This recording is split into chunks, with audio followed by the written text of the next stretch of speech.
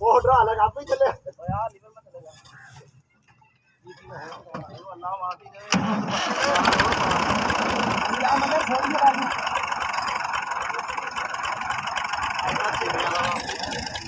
ਇਹ ਕੋਣ ਲਾਉ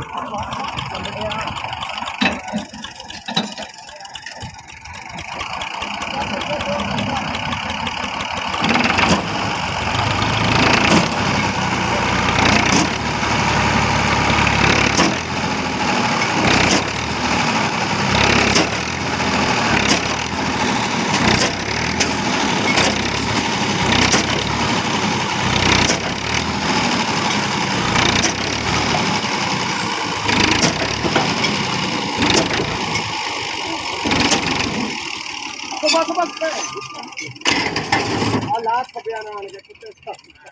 मार चला